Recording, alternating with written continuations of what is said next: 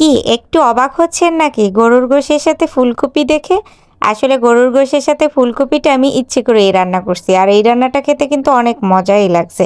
160 টাকার এই প্যাকেজে আজকে কি পেলাম, কতটুকু পেলাম, তা দিয়ে কতখানি খাওয়া যায়, আসলে কতজন খাওয়া যায়, সব কিছুই কিন্তু আজকের এই ভিডিওতে রয়েছে।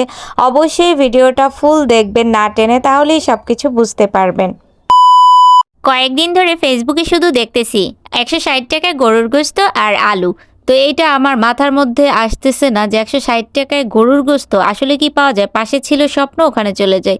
দুঃখের কথা কি বলবো গাইস, আমার পাশে যে ব্রাঞ্চ, ওই ব্রাঞ্চে এটা নাই। কি আর করার, আমার বোন আর আমি ছাড় দেওয়ার পাত্রী না। আবার রিক্সা নিলাম, আবার আমরা অন্য একটা ব্রাঞ্চে গেছি। এটাও মোহাম্মদপুর রিং রোডের একটা ব্রাঞ্চ। আর এই যে স্বপ্নতে চলে আসছি। আমি হেরে যাওয়ার পাত্রী নেই, গোস্ত আমি বাসায় নিয়েই যাব, সে যাই হোক। আর প্রথমে যে আপনারা ক্যাপশনটা দেখেছেন যে 160 টাকার গোস্ত কিনতে এসে 200 টাকা চলে গেল। 200 টাকা কেন চলে গেল সেটাই আমি আজকে বলছি। আসলে গাইস, আমাদের বাসার পাশে যে স্বপ্নটা ছিল, ওই স্বপ্নেতে এই গোস্তটা ছিল না। তো আমাকে রিক্সা ভাড়া 100 টাকা ভাড়া দিয়ে তারপরে এখানে আসতে হয়েছে। যেতে আসতে 200 টাকা চলে গেছে। তো সেটাই আজকে বলছি যে 160 টাকার গোস্ত কিনতে এসে আমার 200 টাকা চলে গেছে। কিন্তু তাও যে আমি পেয়েছি তাকে, এই যে ফাইনালি তাকে পেয়েছি। আর এইটা নেওয়ার জন্য নাকি এখানে সিরিয়াল পড়ে গেছে কালকে। তো আজকে এটা তারা সেলই দিতে চাচ্ছিল না কোনো মতে, কারণ এটা দেওয়া শুরু করলে নাকি অনেক লম্বা সিরিয়াল হয়ে যায়, আর এটা নাকি অফ করে দিবে আর কিছু দিনের মধ্যেই। তো বললাম যে কেন ভাই এটা অফ করে দেবেন, এটা তো ভালোই চলছিল। আর স্বপ্নতে সবথেকে মজার বিষয় যারা সিঙ্গেল বা ব্যাচেলার থাকে বা শুধু টোনাটুনি থাকে, তাদের জন্য কিন্তু অনেক সুন্দর সুন্দর ছাড় রয়েছে। যেমন এখানে 2 পিস মাছ পাওয়া যায়, সাথে 1 পিস চাইলে আপনি বেগুন নিতে পারবেন। মানে এত সুন্দর কম্বো আমি এরকমের আর কোথাও দেখিনি, শুধু স্বপ্নতেই দেখলাম। বাই দ্য ওয়ে, যারা সিঙ্গেল আছেন তারা তো এখান থেকে নিতে পারেন। আবার যারা ম্যাচে হোস্টেলে থেকে খেয়ে আর কি থাকেন, তো তাদের জন্য খুব সুবিধা হয়েছে। আর এই যে ফাইনালি আমার 160 টাকার গরুর গোস্ত আর আলু আমার হাতে পেয়ে গেছি। এটাকে নিয়ে এখন বাসায় রান্না করার পালা। আর ততক্ষণ পর্যন্ত আপনারা কিন্তু সাথেই থাকবেন, আমি কিভাবে রান্না করলাম সেটাও দেখবেন। কিন্তু বাসায় চলে আসছি, আর এখন আমি গরুর গোস্তটা ভালো করে ওয়াশ করব।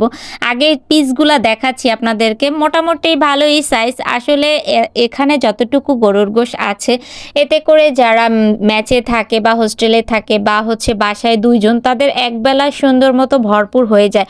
আপনি যদি বাজারে গিয়ে জিজ্ঞাসা করেন যে 200 গ্রাম গোশ দেওয়া যাবে কি না, আপনাকে নিয়ে হয়তো হাসাহাসি করতে পারে বা তারা নাও সেল দিতে পারে।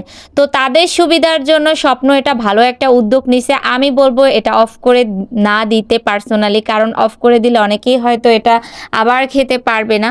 তা আমি কিভাবে রান্না করি সেটাই দেখাচ্ছি। গরুর গোশটা ভালো করে ওয়াশ করে দেন, হলুদ, মরিচ, তারপরে যত প্রকার মশলা আছে, আদা, রসুন, পেঁয়াজ সব কিছু দিয়ে। আর আমি সরিষার তেল খাই, মানে আমাদের বাসায় সবাই আমরা সরিষার তেল খাই। ফ্রিজে আদা রসুন বাটা ছিল, তাই ওটা বরফ হয়ে গেছে, ওটা আস্তে আস্তে গলে যাবে। তো আমি এটা হাতে সুন্দর করে ম্যারিনেট করে নিয়েছি, কারণ হাত দিয়ে আপনি মশলাটা ভালো করে ঢোকাতে পারবেন মাংসের ভিতরে, তাহলে খেতে অনেক মজা হবে। আর আমি এখন চুলায় বসিয়ে দিয়েছি কষানোর জন্য। গোশত আপনি যত কষাবেন ততই মজা লাগবে। তো আমি ফাঁকে একটু পানিও দিয়ে দিয়েছিলাম। আসলে এই খাবারটা খেতে মোটামুটি ভালোই মজা ছিল। আমাদের বাসায় অনেক লোক থাকার কারণে এতটুকু মাংস হবে না, এর জন্য আমি একটু ফুলকপিও অ্যাড করছি।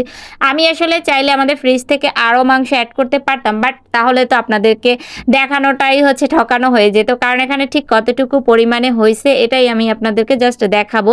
আমাদের বাসায় 5 জন মানুষ, তো আমরা 2 পিস 3 পিস করে অনায়াসে খেতে পারছি, ভালোই লাগছে।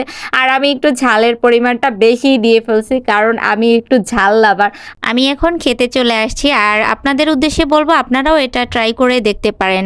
আল্লাহ হাফেজ।